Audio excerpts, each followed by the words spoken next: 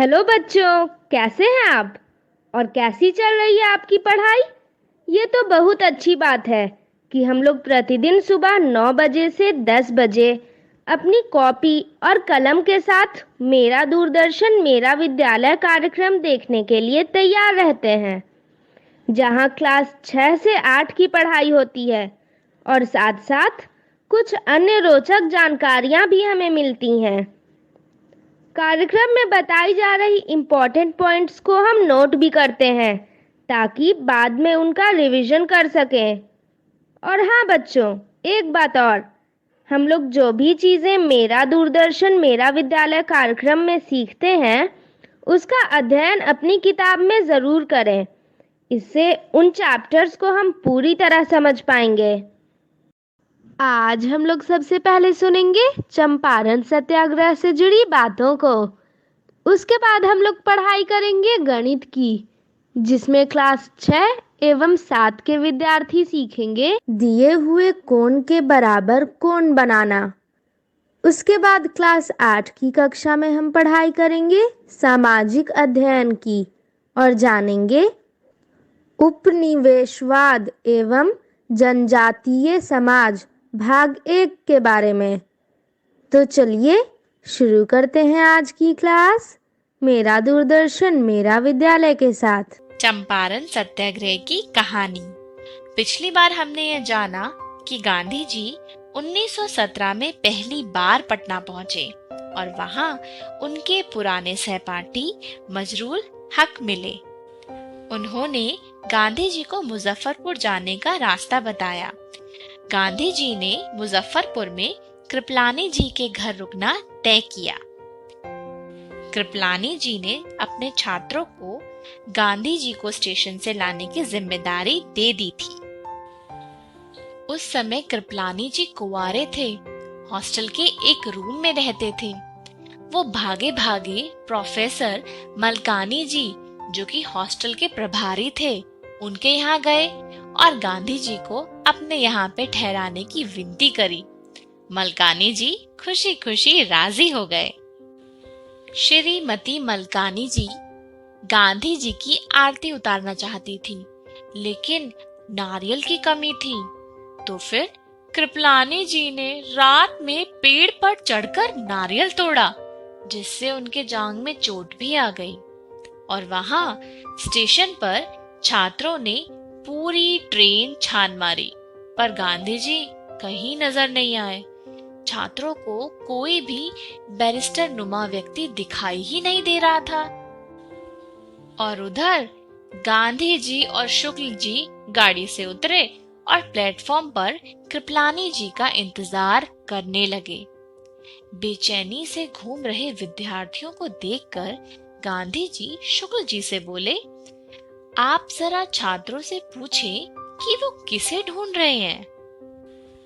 शुक्ल जी ने विद्यार्थियों से पूछा, आप लोग किसे ढूंढ रहे हैं? और विद्यार्थियों ने जवाब दिया, मोहनदास करमचंद गांधी जी को। तो शुक्ल जी ने उनसे कहा, यही तो है गांधी जी। पहली बार छात्रों ने गांधी जी को देखा था और उनकी एक साधारण सी वेशभूषा में वो पहचान भी नहीं पाए थे। आज के लिए इतना ही। अगली बार हम देखेंगे कि जब गांधी जी मुजफ्फरपुर में रुके तो वहां पर क्या क्या हो रहा था। आज हम सीखेंगे एक कोण का समद्विभाजक बनाना।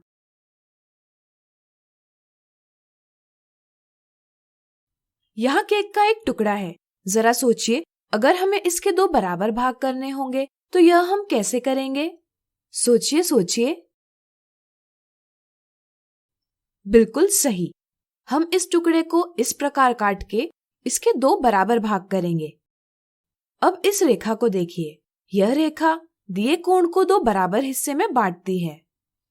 इस रेखा को हम इस कोण का समद्विभाजक यानी बाइसेक्टर कहते हैं। इस वीडियो में हम जानेंगे किसी कोण का समद्विभाजक कैसे बनाया जाता है।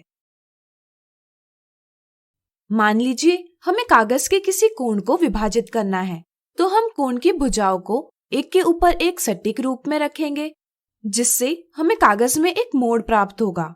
मोड़ दिए कोण को 2 बराबर भागों में विभाजित करता है। इसलिए यह इस कोण का समद्विभाजक है। किसी कोण का समद्विभाजक प्राप्त करने के लिए हम ज्यामिति यानी ज्योमेट्री की समझ का प्रयोग करते हैं। हम रूलर और प्रकार द्वारा रचना करते हुए किसी कोण का समद्विभाजक प्राप्त कर सकते हैं। आइए इसकी विधि समझें। आइए देखें कैसे हम कोण AOB का समद्विभाजक बना सकते हैं। पहला चरण, सबसे पहले हम O को केंद्र मानेंगे। प्रकार का नुकीला सिरा केंद्र O पर रखकर हम प्रकार को सुविधाजनक दूरी के लिए खोलेंगे और कोण O की दोनों भुजाओं को काटने वाला एक चाप खींचेंगे। मान लीजिए यह चाप कोण O की भुजाओं को M और N पर काटता है। यह एक प्रारंभिक चाप है। प्रारंभिक चाप में हमें दो ऐसे बिंदु प्राप्त होते हैं जिनकी शीर्ष से बराबर दूरी होती है, जैसे कि यहाँ M और N शीर्ष O से बराबर दूरी पर है। दूसरा चरण, अब हम प्रकार का नुकीला सिरा बिंदु M पर रखेंगे। जरूरत के अनुसार हम प्रकार में ली गई दूरी को बढ़ा लेंगे। फिर हम कोण O के अभ्यंतर यानी इंटीरियर में एक चाप खींचेंगे। तीसरा चरण, प्रकार में ली गई दूरी को समान रखकर हम इसका नुकीला सिरा बिंदु N पर रखेंगे और M से बनाए चाप को काटता एक और चाप खींचेंगे। मान लीजिए दोनों चाप बिंदु D पर प्रतिच्छेद करते हैं। चौथा चरण, अब हम शीर्ष O से किरण OD खींचेंगे। किरण OD कोण O का समद्विभाजक है। अगर हम चांदे से दोनों कोणों के माप ज्ञात करेंगे तो हमें दोनों कोणों के माप बराबर प्राप्त होंगे, जिससे यह सत्यापित होता है कि किरण OD कोण O का समद्विभाजक है। तो आज हमने सीखा एक कोण का समद्विभाजक बनाना। अगले वीडियो में हम देखेंगे इससे जुड़े कुछ मजेदार उदाहरण। हाथों को मल के स्वच्छ करेंगे साबुन और साफ जल से। याद रखेंगे सुमन के S सीधे हाथ साबुन मल के, U उल्टे हाथ रगड़ के। याद रखेंगे सुमन के। M मुट्ठी के ऊपर हाथ फिरा के, A अंगूठे के ऊपर गोल घुमा के। याद रखेंगे सुमन के। N नाखूनों को हथेली पे चमका के, K कलाई के पास छल्ला बना के। याद रखेंगे सुमन के। स्वच्छ रखेंगे हाथ तो स्वस्थ रहेंगे आप। आज हम देखेंगे कोण का समद्विभाजक बनाने से संबंधित उदाहरण।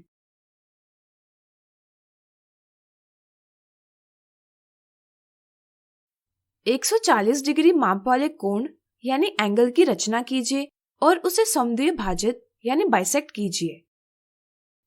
140 डिग्री के माप का कोण बनाने के लिए पहले एक किरण यानी रे खींचिए। इसे नाम दीजिए BC। अब चांदे यानी प्रोट्रैक्टर को किरण BC पर इस प्रकार रखें जैसे कि चांदे का केंद्र यानी सेंटर बिंदु B पर हो और शून्य किनारा किरण को पूरा ढक ले। फिर हम चांदे की उस स्केल का प्रयोग करेंगे जिसमें 0 डिग्री C के नजदीक है। चूंकि हमें 140 डिग्री कोण की रचना करनी है, इसलिए हम इस स्केल पर आगे बढ़ते हुए 140 को दर्शाने वाला चिन्ह ज्ञात करेंगे और इसके सम्मुख एक बिंदु बनाएंगे। इसे हम A नाम देंगे। अब हम बिंदु B को शीर्ष लेकर बिंदु A से जाती हुई किरण खींचेंगे। इससे हमें कोण ABC प्राप्त होगा जिसकी माप 140 डिग्री है। अब चलिए इसे समद्विभाजित करें। पहला चरण, कोण को समद्विभाजित करने के लिए प्रकार के नुकीले सिरे को कोण ABC के केंद्र पर यानी बिंदु B पर रखकर एक चाप खींचिए जो कोण ABC की भुजा BC को बिंदु E पर काटता है और भुजा BA को बिंदु F पर काटता है। दूसरा चरण, प्रकार का नुकीला सिरा E पर रखकर इसे हम EF से आधे से अधिक दूरी के लिए खोलेंगे। इस दूरी के साथ हम कोण ABC के अभ्यंतर में एक चाप खींचेंगे। तीसरा चरण, प्रकार में उतनी ही दूरी रखकर हम प्रकार का नुकीला सिरा F पर रखेंगे और E से बने चाप को काटता एक और चाप खींचेंगे। दोनों चाप बिंदु G पर प्रतिच्छेद करते हैं। चौथा चरण, अब हम शीर्ष B से जी से होते हुए किरण बीजी खींचेंगे। किरण बीजी कोण एबीसी को दो बराबर भागों में विभाजित करता है, इसलिए यह वांछित समद्विभाजक है। ये सत्यापित करने के लिए हम चांदे की सहायता से दोनों कोणों का माप लेंगे। दोनों कोणों का माप बराबर है। अगर हम ट्रेस पेपर पर प्राप्त दो कोणों में से किसी एक कोण के हुबहू कोण बनाएंगे और इसे दूसरे कोण पर रखेंगे तो दोनों कोणों की भुजाएं एक दूसरे पर ठीक रूप से व्यवस्थित हो जाती है, यानी कि दोनों कोण बराबर दिखाई देते हैं। इससे यह सत्यापित होता है कि हमने 140 डिग्री माप वाले कोण को ठीक प्रकार से समद्विभाजित कर लिया है, जिससे हमें दो कोण प्राप्त हुए हैं और इनमें से प्रत्येक की माप 140 डिग्री बटे 2 बराबर 70 डिग्री है। अगला उदाहरण, रूलर और प्रकार की सहायता से कोण XYZ के 1 और 1 बटे 2 गुना माप वाले कोण की रचना कीजिए। दिखने में यह सवाल कठिन जरूर प्रतीत होता है, लेकिन कोण के रचना की सही समझ से इसे हम आसानी से हल कर सकते हैं। यहाँ हमें दिए कोण से 1 और 1 बटे 2 गुना बड़े कोण की रचना करनी है। 1 और 1 बटे 2 मतलब 1 धन 1 बटे 2। अगर हम दिए कोण के बराबर कोण बनाते हैं और फिर दोनों में से किसी एक कोण को समद्विभाजित करते हैं तो एक पूर्ण कोण और एक आधा कोण मिलाकर हमें दिए कोण का 1 और 1 बटे 2 गुना बड़ा कोण प्राप्त होगा। चलिए इसे कोण की रचना करते हुए समझें। यहाँ हमें कोण XYZ दिया हुआ है। अगर हमें इसके बराबर माप वाले कोण की रचना करनी होगी तो यह हम कैसे करेंगे? वीडियो रोककर दिए कोण के बराबर माप वाले कोण बनाने की विधि याद कीजिए। चलिए हम बताते हैं। पहला चरण, प्रकार को लेकर हम उसका नुकीला सिरा शीर्ष यानी वर्टेक्स Y पर रखेंगे। फिर हम प्रकार को सुविधाजनक दूरी के लिए खोलेंगे और कोण Y की भुजाओं को बिंदु U और V पर काटता चाप खींचेंगे। यह चाप हम बड़ा बनाएंगे जिससे कि हम आगे की विधि कर पाए। दूसरा चरण, यहाँ हम भुजा XY को दोनों कोणों में उभयनिष्ठ रखेंगे। अब हम प्रकार का नुकीला सिरा बिंदु V पर रखकर प्रकार को UV जितना खोलेंगे और पहले चाप को काटता चाप खींचेंगे। मान लीजिए दोनों चाप बिंदु D पर प्रतिच्छेद करते हैं। तीसरा चरण, अब हम शीर्ष Y से शुरू होती हुई और बिंदु D से जाती हुई किरण YD खींचेंगे। इससे प्राप्त कोण XYD कोण XYZ के बराबर है। अब हम किसी एक कोण का समद्विभाजक पता करेंगे। यहाँ हम कोण XYZ का समद्विभाजक पता करेंगे। पहला चरण, सबसे पहले हमें शीर्ष Y से एक चाप खींचनी होगी जो कोण XYZ की दोनों भुजाओं को प्रतिच्छेद करती है। यहाँ हमने एक चाप पहले से बनाई है, हम इसी का उपयोग करेंगे। दूसरा चरण, प्रकार का नुकीला सिरा बिंदु U पर रखकर इसे UV के आधे से अधिक दूरी के लिए खोलेंगे। इस दूरी के साथ हम कोण XYZ के अभ्यंतर में एक चाप खींचेंगे। तीसरा चरण, प्रकार में उतनी ही दूरी रखकर हम नुकीले सिरे को V पर रखेंगे और U से बने चाप को काटता एक और चाप खींचेंगे। दोनों चाप बिंदु M पर प्रतिच्छेद करते हैं। चौथा चरण, अब हम शीर्ष Y से शुरू होकर M से जाती हुई किरण YM खींचेंगे। किरण YM कोण XYZ को दो बराबर भागों में विभाजित करती है, इसलिए यह वांछित समद्विभाजक यानी बाइसेक्टर है। अब हम कोण XYD और कोण XYM का योग करें तो हमें प्राप्त होगा कोण DYM, जिसकी माप कोण XYZ के 1 और 1 बटे 2 गुना बड़ी है। अगला उदाहरण, समकोण को समद्विभाजित करने पर प्रत्येक कोण का माप क्या होगा? हम जानते हैं कि समकोण यानी 90 डिग्री का कोण। अगर हम इस कोण को समद्विभाजित करते हैं तो हमें इसके दो बराबर भाग प्राप्त होंगे। चूंकि दोनों कोण बराबर है, इसलिए प्रत्येक कोण का माप होगा 90 डिग्री बटे 2 यानी कि 45 डिग्री। तो आज हमने देखे कोण का समद्विभाजक बनाने से संबंधित उदाहरण। अगले वीडियो में इससे संबंधित कुछ गलतियां देखेंगे। आज हम देखेंगे कोण का समद्विभाजक बनाने से संबंधित कुछ गलतियां।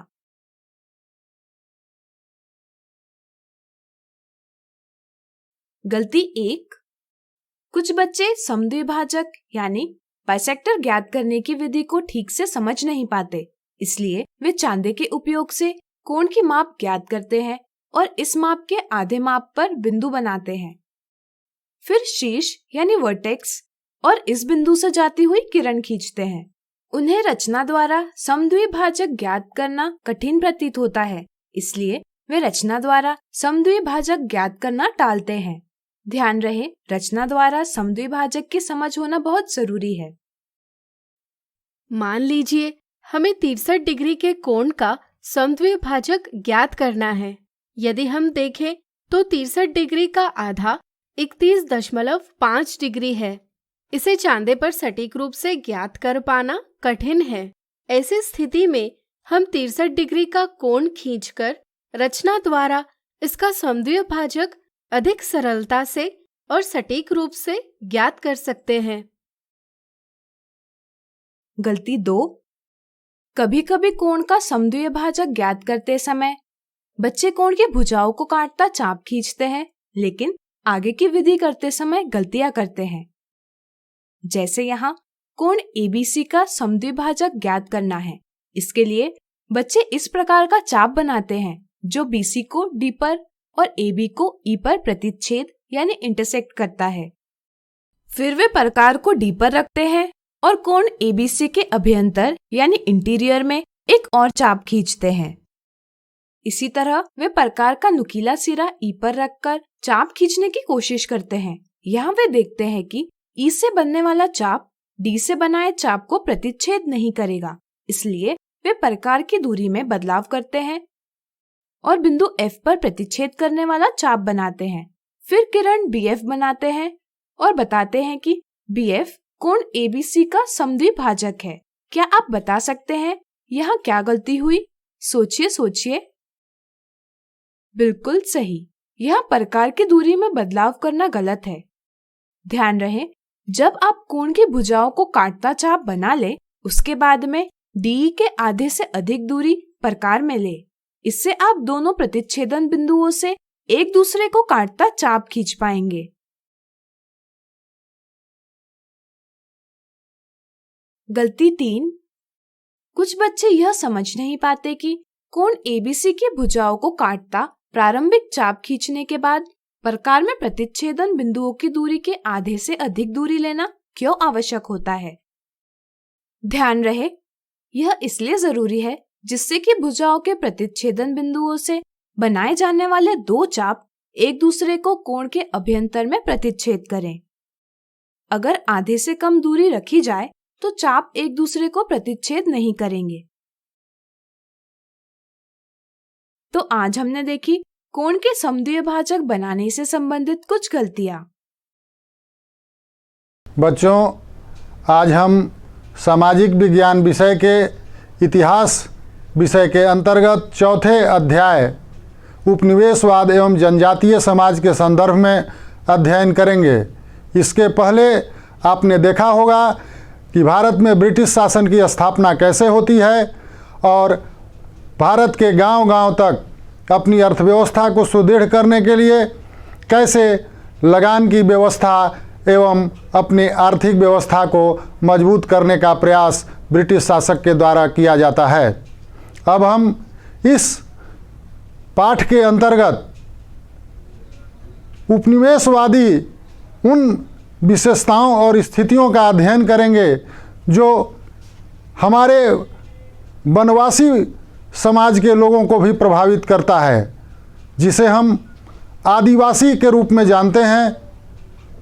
आदिवासियों का जो रहन सहन होता है वो बिल्कुल सामान्य और प्रकृति पर आधारित होता है। बच्चों, आप जान लें कि इन्हें आदिवासी क्यों कहा जाता है। ये मूलतः इस देश के पुराने वासी हैं।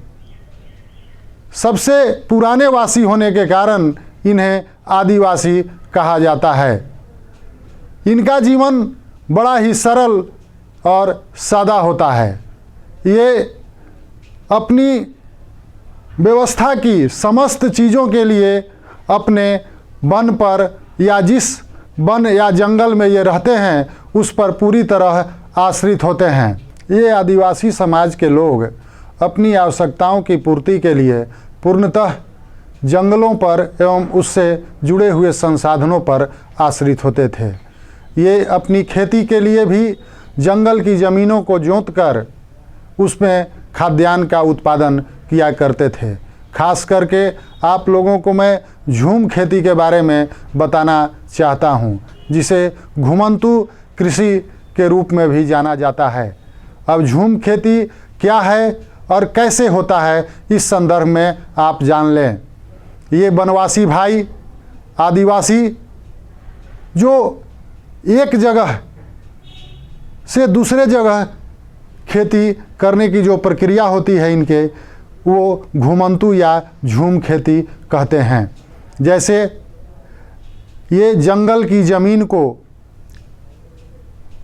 खेती लायक बनाते हैं और वहाँ के जंगलों को काट कर उसे प्लेन करते हैं, उसमें अनाज का उत्पादन करते हैं और इसके बाद जब 2-3 वर्षों के लगातार खेती के पश्चात ये ज़मीन अनुर्वर हो जाती है तो फिर यहाँ छोड़ देते हैं इस ज़मीन को जंगल घास आदि उपजने के लिए और दूसरे जगह पुनः खेती लायक ज़मीन ये तैयार करते हैं और वहाँ जाकर खेती करते हैं। और यही प्रक्रिया इनकी लगातार चलते रहती है। इसे शिफ्टिंग कल्चर भी कहते हैं, ताकि एक जगह से दूसरे जगह से तीसरे जगह और पुनः ये चक्र चलता रहता है। इसीलिए इसे झूम खेती, घुमंतु कृषि व्यवस्था या पद्धति या फिर शिफ्टिंग कल्चर के रूप में हम जानते हैं। जनजातीय समाज या आदिवासियों को अपने दैनिक जीवन की आवश्यकताओं के लिए वनों पर ही आश्रित रहना पड़ता था।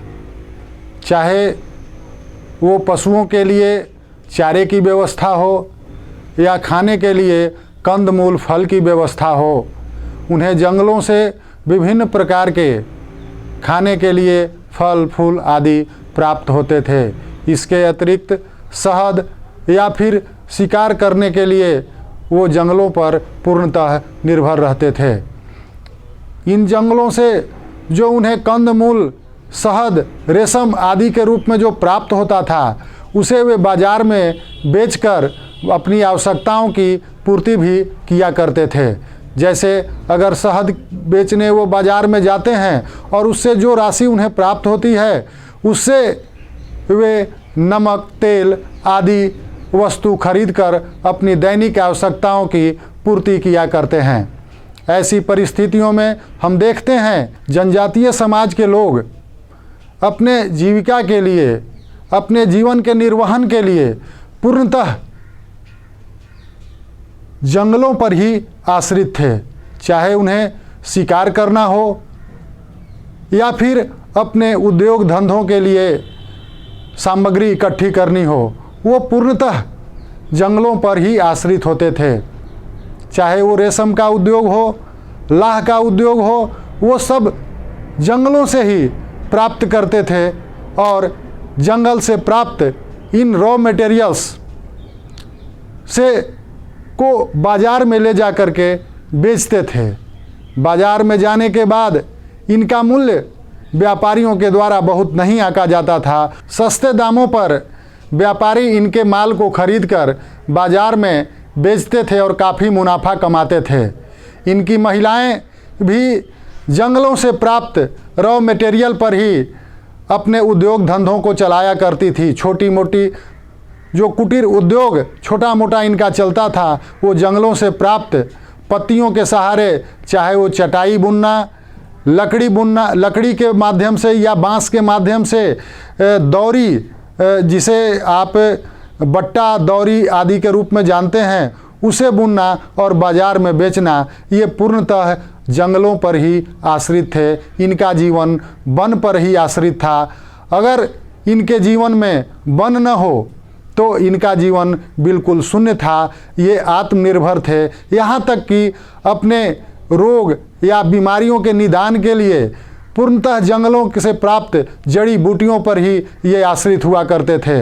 ऐसी स्थिति में चाहे भोजन की व्यवस्था हो, शिकार की व्यवस्था हो, खाने पीने के लिए कंद मूल फल की व्यवस्था हो, स्वास्थ्य के लिए जड़ी बूटियों की व्यवस्था हो, या व्यापार के लिए जंगल से प्राप्त कुछ रॉ मटेरियल जैसे रेशम उद्योग के लिए रेशम के कीट, लाह उद्योग के लिए लाह के कीट, या घरेलू सामान बनाने के लिए कुटीर उद्योगों के लिए बांस की लकड़ी या पत्तियां जो झाड़ू के रूप में या फिर चटाई बनाने के रूप में, दौरी या बट्टा बनाने के रूप में, या फिर अन्य सामग्रियों के निर्माण के रूप में, या फिर चारागाह के लिए पशुओं के लिए चारागाह उपलब्ध कराने के लिए ये पूर्णतः जंगलों पर आश्रित थे। जंगल में ही इनका जीवन था और इन जंगलों पर आश्रित होकर भी ये आत्मनिर्भर थे और खुशी खुशी अपना जीवन व्यतीत करते थे।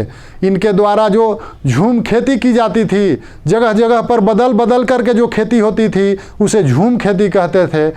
जंगलों को काटने के बावजूद भी जंगलों को कोई नुकसान नहीं होता था। ऐसी परिस्थिति में ये जंगल पर आश्रित तो जरूर थे, जंगल से इनका भोजन तो जरूर चलता था, लेकिन जंगलों को इनसे कोई नुकसान नहीं होता था। दोनों एक दूसरे के संरक्षण करते थे, दोनों एक दूसरे के संरक्षक थे और एक दूसरे पर आश्रित थे।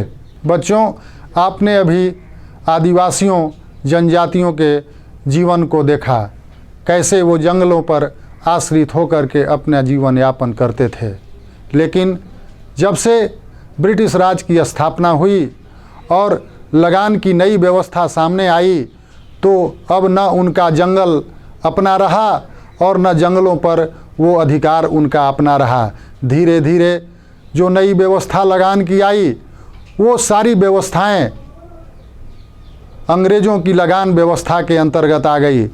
जो जंगल की भूमि थी उसे राजस्व व्यवस्था के अंतर्गत लिया गया और उनकी ज़मीन से भी लगान वसूली का काम शुरू किया गया। इन परिस्थितियों में जो उनकी अपनी ज़मीन थी वो अपनी न रही, अब उस पर भी उन्हें टैक्स या लगान देने का काम किया गया और इसके लिए वसूली के लिए जो अंग्रेज़ों के नुमाइंदे होते थे, बाहर के महाजन होते थे, जो ठेकेदारी प्रथा पर लगान का लगान वसूलते थे, टैक्स वसूलते थे, उनके चंगुल में आदिवासी समाज फंसता चला गया।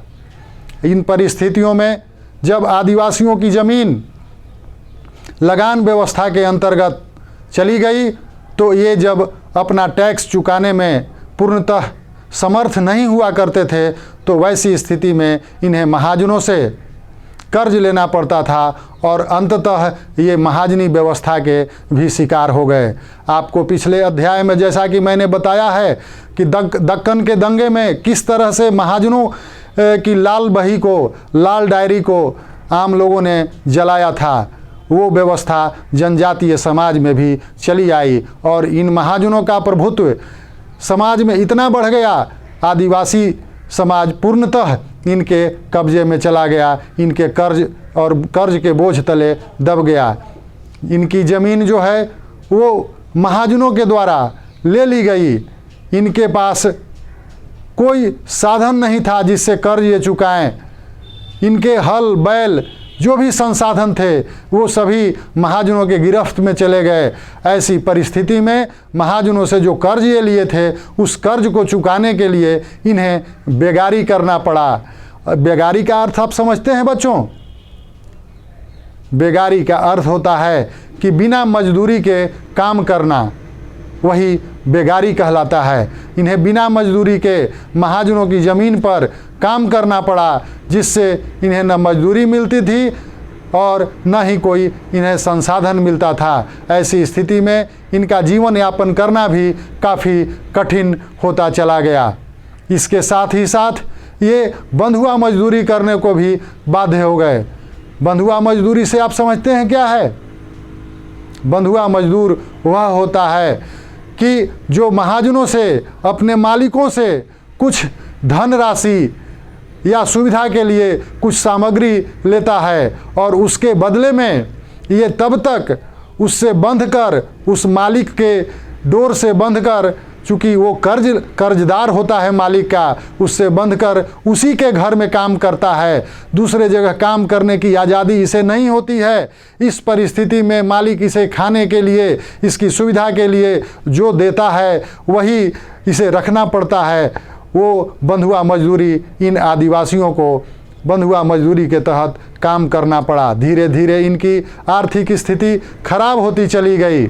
आगे चल कर के आप देखते हैं कि जब जंगल इनका नहीं रहा, ये बंधुआ मजदूर हो गए, बेगारी इनको करनी पड़ी। उस स्थिति में जंगलों में ठेकेदारों को लकड़ी काटने का काम दिया जाता था, ठेकेदारों को सड़क बनाने का काम दिया जाता था।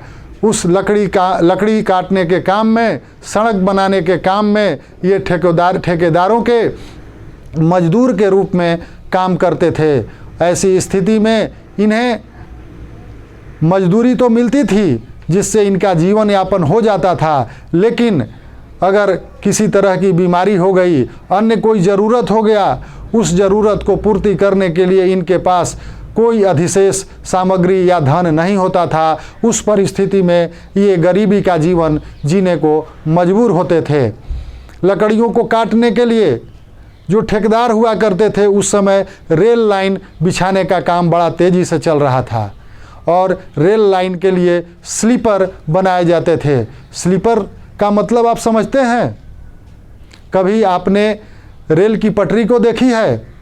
जब रेल की पटरियों को आप देखेंगे तो उस परिस्थिति में जो रेल की पटरियां बिछाई जाती थी, इन्हीं स्लीपरों पर रखी जाती हैं।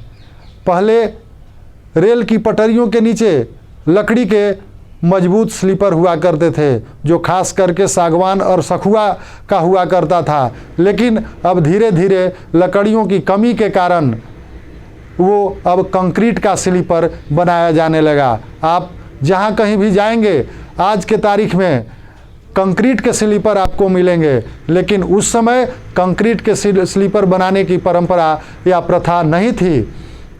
लकड़ियों के ही स्लीपर बनाए जाने लगे। ऐसी परिस्थिति में लकड़ियों की कमी होने लगी और नए नए जंगल लगाने की बात चलने लगी। पुराने जंगल समाप्त होने लगे। इस परिस्थिति में आदिवासियों के लिए जो पुराने जंगल थे वो भी समाप्त होने लगे। रेलवे के लिए लकड़ियों को काटने के साथ ही साथ इमारती लकड़ियों की भी ज़रूरत पड़ रही थी। नए नए भवन के निर्माण हो रहे थे। उनके लिए चौखट, दरवाज़ा, खिड़की आदि के निर्माण के लिए लकड़ियों की ज़रूरत पड़ रही थी। ऐसी स्थिति में इमारती लकड़ियों को काटने का भी काम जंगलों में किया जाता था और इन्हें सारी जवाबदेही मजदूर के रूप में जो काम लिया जाता था वो आदिवासियों से लिया जाता था, वनवासियों से लिया जाता था। लेकिन उनके जीविकोपार्जन के लिए बहुत पर्याप्त मात्रा में मजदूरी नहीं दी जाती थी और उनका जीवन स्तर घटता जा रहा था। ऐसी स्थिति में हम कल्पना कर सकते हैं कि वन का कटाव हो रहा था। जंगलों पर जो आश्रित हमारे आदिवासी थे, उन जंगलों को बेतरतीब तरीके से काटा जा रहा था। रेलवे लाइन के निर्माण के लिए स्लीपर बनाए जा रहे थे, स्लीपर के लिए लकड़ियां काटी जा रही थी और इमारतों में जो इमारती लकड़ी होती थी, दरवाजे, खिड़की आदि के लिए जंगलों से लकड़ियों को मंगाया जा रहा था। उस परिस्थिति में जंगल का विनाश भी हो रहा था। साथ ही साथ बच्चों, आप देख रहे हैं कि कैसे आदिवासियों को लगान व्यवस्था के माध्यम से और जंगलों को काटकर उन्हें परेशान किया जा रहा है। उनके लिए जीविकोपार्जन के जो प्राकृतिक साधन थे उन्हें नष्ट भी किए जा रहे हैं। इस परिस्थिति में उनके दुरूह जीवन की आप कल्पना कर सकते हैं कि हमारे आदिवासियों का जीवन कितना दुरूह और दुष्कर होते चला जा रहा था। उपनिवेशवादी जो विचारधारा थी, जो मानसिकता थी, वो उनके शोषण के लिए पर्याप्त थी और उनका शोषण इनके द्वारा किया जा रहा था। कोरोना वायरस का खतरा होगा कम जब हाथों को बार बार धोएंगे हम। साथियों, जब आपके हाथ गंदे हों, खांसने और छींकने के बाद, किसी भी सतह या वस्तु को छूने के बाद, शौचालय के इस्तेमाल के बाद, खाना बनाने, परोसने, खाने से पहले और खाना खाने के बाद अपने हाथों को 20 सेकंड तक साबुन और पानी से अच्छी तरह धोएं। पानी को बर्बाद न करें। हाथों को साबुन से मलते समय पानी का नल बंद रखें। हाथ धोते समय आप हाथ धोने के चरणों का पालन करें। पहले हथेली से हथेली, फिर हथेलियों के पीछे, अंगुलियों के बीच में, अंगुलियों के पीछे, अंगूठे के तले पर और आखिर में अंगुली के नाखूनों को अच्छी तरह धोएं। यदि किसी को खांसी, बुखार या सांस लेने में तकलीफ जैसे लक्षण हैं या अधिक जानकारी चाहिए तो अपने नजदीकी सरकारी अस्पताल या सरकार के टोल फ्री नंबर 104 या 1075 पर संपर्क करें। बिहार सरकार और यूनिसेफ द्वारा जनहित में जारी। बच्चों, आपने देखा कि कैसे आदिवासियों का जीवन दुरूह होता जा रहा है, जंगल कटते जा रहे हैं। इस परिस्थिति में सरकार भी चिंतित हो रही थी कि कैसे पुराने जंगलों को बचाया जाए और नए जंगलों को लगाया जाए। इसके लिए सरकार के द्वारा वन विभाग की स्थापना की गई, जो 1864 में वन विभाग अंग्रेजी शासन के दरमियान बना। इसके बाद 1865 में वन अधिनियम लाया गया। इस वन अधिनियम के तहत पुराने जंगलों को संरक्षित करना था और जहां जंगल कट गए थे उनके जगह पर नए जंगल लगाए जाने थे और नए जंगलों के निर्माण से नई नई लकड़ियों की जो भविष्य में ज़रूरत होती उसकी पूर्ति करने की व्यवस्था सरकार के द्वारा की जाने लगी। लेकिन इसके साथ साथ हम देखते हैं कि जंगल का जो विनाश हुआ या नए जंगलों का जो निर्माण हुआ उस पर पूर्णतः अधिकार सरकार का होता जा रहा था। अब आदिवासियों का इस पर कोई अधिकार नहीं था। वे जंगल पर अपना जो पूर्वजों के द्वारा या जो पूर्वजों से चली आ रही परंपरा थी उस परंपरा के तहत अब जंगल पर उनका कहीं से कोई अधिकार नहीं रहा और वो शासन के मातहत सारा जंगल हो गया। अब अंग्रेज़ों ने 1878 में एक नया नियम बनाया। इस नियम के तहत जंगलों को दो हिस्सों में या दो तरह के रूप में परिभाषित किया गया या विभाजित किया गया। पहला जंगल आरक्षित जंगल था। आरक्षित वन के रूप में, जो रिजर्व वन के रूप में पहला जंगल था। इसके तहत उन जंगलों को न काटा जा सकता है अन्य लोगों के द्वारा और न उसमें किसी को जाने की इजाज़त थी। ये पूर्णतः सरकार के अधीन थे और सरकार के कर्मचारी, वन विभाग के अधिकारी ही वहाँ जा सकते थे, जो पूर्णतः रिजर्व जंगल थे, रिजर्व वन थे। दूसरा जंगल था संरक्षित जंगल। ये सरकार के द्वारा इसका संरक्षण किया जाता था। इसमें जाने की तो इजाज़त थी, आपके ज़रूरत के सामान तो लाने की इजाज़त थी, लेकिन आप जंगल को काट नहीं सकते थे। यहाँ तक कि आपको पशुओं को चराने की भी व्यवस्था सीमित कर दी गई थी। आप जंगल में मात्र 2 ही दिन पशुओं को चरा सकते थे। ऐसी परिस्थिति में आरक्षित वन में तो वनवासी जा नहीं सकते हैं, जनजाति जा नहीं सकते हैं, और जो संरक्षित वन थे उसमें भी आवश्यकता की जो थोड़ी मोड़ी सामग्री इन्हें मिल जाती थी वो उससे ग्रहण करते थे, लेकिन उसका दोहन या लकड़ी को ये काट कर नहीं ला सकते थे और न ही चारागाह का इस्तेमाल वो सप्ताह के 7 दिन कर सकते थे। ऐसी स्थिति में इनका जीवन काफ़ी दुष्कर और जो वन पर आश्रित जीवन था वो कठिन होता चला जा रहा था। इन परिस्थितियों में इन्हें ठेकेदारों पर आश्रित रहना पड़ता था। ठेकेदार जंगल में जो काम करते थे, आपको पहले बता चुके हैं, जंगल की कटाई का काम वो करते थे, जंगल में सड़कों के निर्माण का काम करते थे, या फिर अन्य तरह के कंस्ट्रक्शन का काम, या फिर जो भी काम सरकार के द्वारा उन्हें दिया जाता था जो वो करते थे, उसी में इन्हें मजदूरी करके अपना जीवन यापन करना पड़ता था। ठेकेदारों की मजदूरी पर आश्रित होने के कारण इनकी स्थिति काफ़ी खराब हो गई थी। ये लगान व्यवस्था के तहत जो महाजनों के सूदखोरी में, महाजनों के कुचक्र में जो ये फंस गए थे, उसके कारण इनका जीवन काफ़ी दुष्कर और दुरूह पूर्ण हो गया था। ऐसी स्थिति में महाजन से जो ये कर्ज लेते थे और उस कर्ज को अपने बहियों में जो वो लिखा करते थे, कम पढ़े लिखे होने के कारण इनको जानकारी नहीं होती थी और भविष्य में 2-4 वर्षों के बाद उन्हें बढ़ा चढ़ा कर इनके सामने पेश किया जाता था और उस धन को या उस धन पर जो ब्याज की राशि आती थी उसे चुकाने में जब ये असमर्थ होते थे तो इनके ज़मीन को, इनके जो संसाधन होते थे खेती बाड़ी के, उनको महाजनों के द्वारा उस पर अधिकार कर लिया जाता था, उसे अपने अधिकार में ले लिया जाता था और ये बेरोजगार हो जाते थे। ऐसी परिस्थिति में इनके पास न काम करने के लिए खेती होती थी, न काम करने के लिए कोई रोजगार होता था और न काम करने के लिए संसाधन होते थे। ये काफ़ी आर्थिक रूप से कमज़ोर होते जा रहे थे और इनका जो जीवन था वो काफ़ी दुरूह होता चला जा रहा था।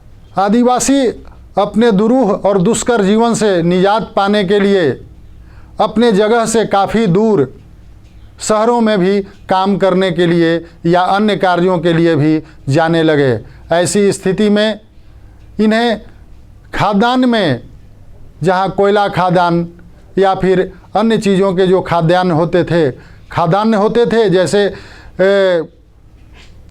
कोयला हो गया, अबरख हो गया या फिर अन्य चीज़ों के जो खाद्यान्न होते थे, उसमें इन्हें जाने के लिए बाध्य होना पड़ता था या फिर शहरों में जा कर के ये मजदूरी किया करते थे। ऐसी स्थिति में ये घरों से दूर चाय के बागानों में भी काम करते थे और वहाँ से जो धनराशि इन्हें प्राप्त होती थी, उस धनराशि से इन्हें अपने उचित जीवन या फिर एक अच्छा जीवन स्तर जीने के लिए पर्याप्त राशि नहीं मिलती थी।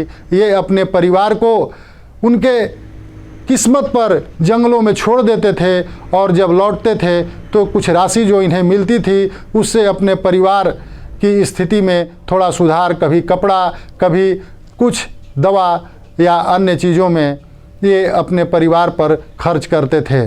लेकिन इनका पूरा परिवार, इनका जीवन पूरी तरह से कर्ज में, महाजनों के कर्ज में फंस करके रह गया था।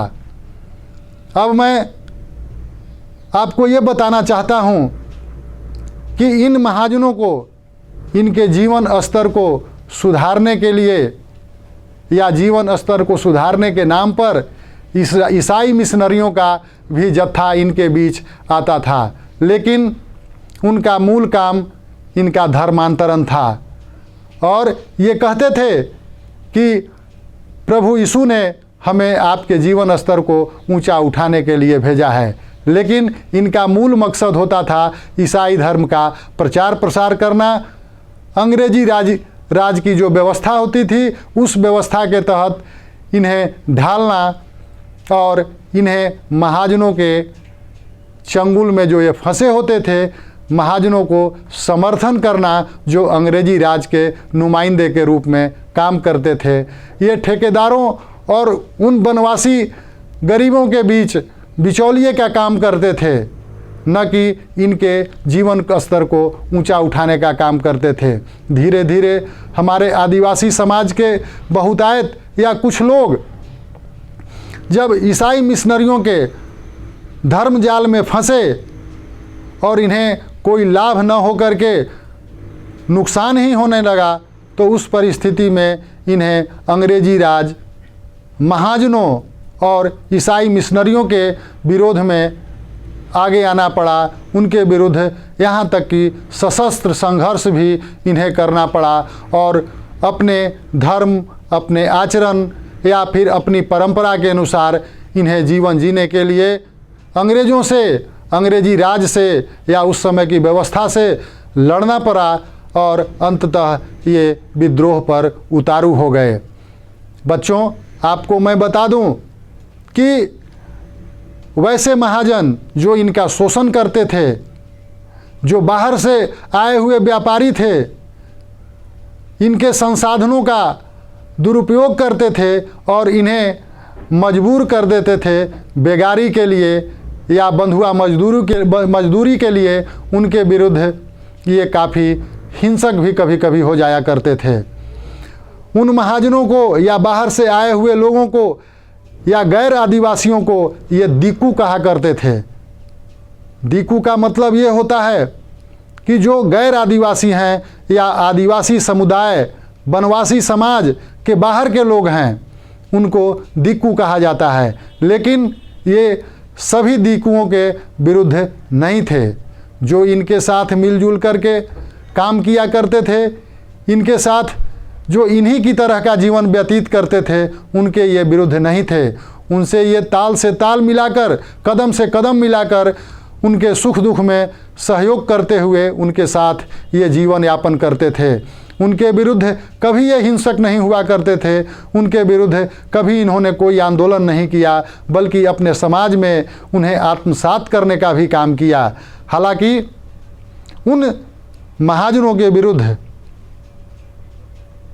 ये कभी कभी हिंसक भी हो जाते थे, जो इनका शोषण करते थे, उत्पीड़न करते थे, दमन करते थे और कर्ज के जाल में फंसाकर इनके समस्त जो प्राकृतिक संसाधन, जमीन, जंगल आदि पर कब्जा करते चले आ रहे थे, उनके ये पूर्णतः विरुद्ध थे।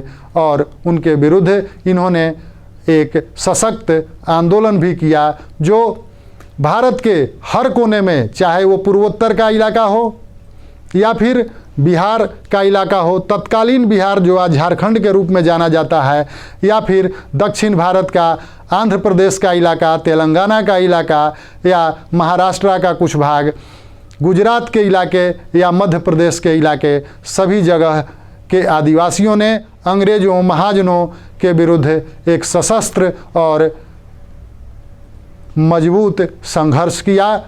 अब हम देखेंगे कि इनके संघर्ष की या फिर इनके जो आंदोलन थे, उनकी क्या प्रकृति थी, उनका क्या स्वरूप था।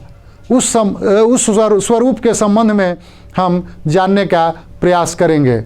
उस संबंध में हम देखेंगे कि इन्होंने किस तरह से संघर्ष करके जनजातीय समुदाय के लोगों की परंपराओं, लोगों की अर्थव्यवस्था को पुनः बहाल करने के लिए, उनके धर्म सम्मत आचरण के लिए किस तरह से अंग्रेज़ों के विरुद्ध, महाजनों के विरुद्ध संघर्ष किया। अब हम इस पर प्रकाश डालेंगे कि उनका स्वरूप क्या था, उनकी प्रकृति कैसी थी और किस तरह से वो पूरे भारत में अंग्रेज़ों के विरुद्ध संघर्ष कर रहे थे।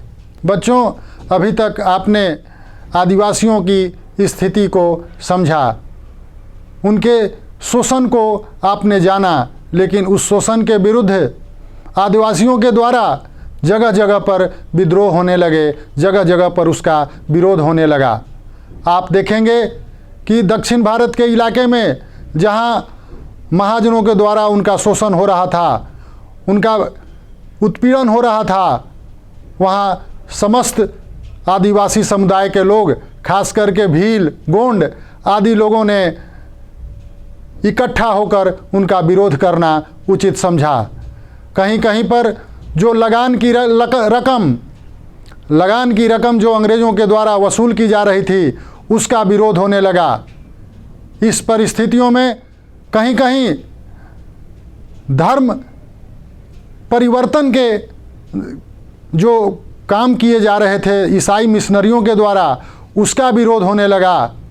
और जब महाजनों के पक्ष में सरकार अपनी ताकत के साथ आदिवासियों के आंदोलन को दबाने का प्रयास कर रही थी, वहाँ आदिवासी सशक्त संघर्ष पर उतारू हो गए। इस परिस्थिति में हम देखते हैं कि आदिवासियों के विरोध की जो प्रकृति थी, विरोध का जो स्वरूप था, वो शुरू में कभी भी हिंसक नहीं था। उनके विरोध की जो प्रकृति थी, वो शोषण के विरुद्ध था, उत्पीड़न के विरुद्ध था, लगान अत्यधिक वसूलने के विरुद्ध था। उनका जो जमीन, जंगल या संसाधन पर जो कब्जा किया जा रहा था, उसके विरुद्ध उनका संघर्ष था।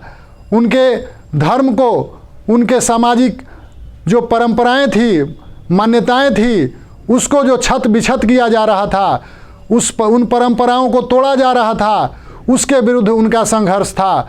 और जब इन संघर्ष को महाजनों के साथ, महाजनों के पक्ष में होकर जब अंग्रेजी सरकार दबाने लगी और इसे अपने लिए काफ़ी संघर्षपूर्ण और काफ़ी खतरनाक मानने लगी, तो उस स्थिति में अंग्रेजी राज के द्वारा जो बल का प्रयोग किया गया, उस बल के प्रयोग के प्रतिक्रिया स्वरूप आदिवासियों के द्वारा भी परंपरागत हथियार उठाए गए।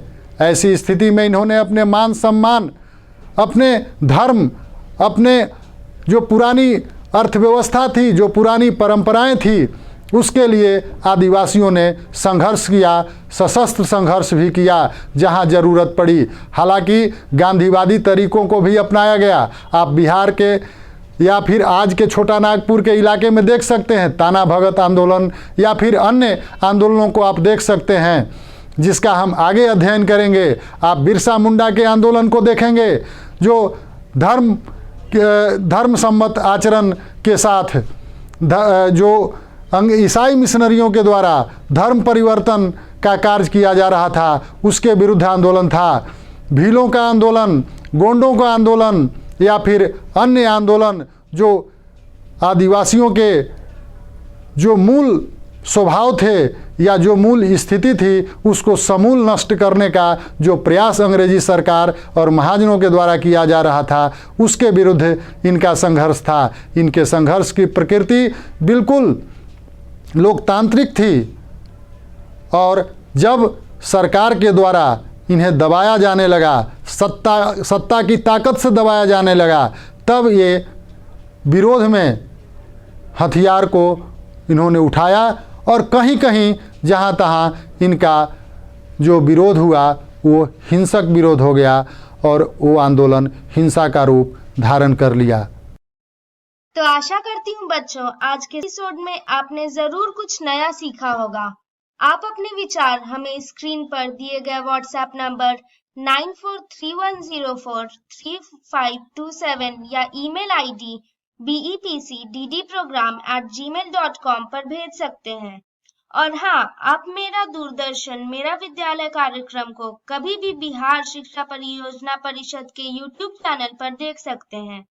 इसके लिए सर्च करें BEPC मेरा दूरदर्शन मेरा विद्यालय और कार्यक्रम को देखें, इम्पोर्टेंट पॉइंट्स को नोट करें और क्वेश्चंस हल करें।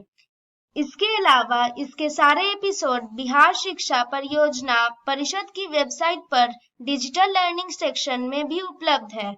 विजिट करें www.bepcssa.in।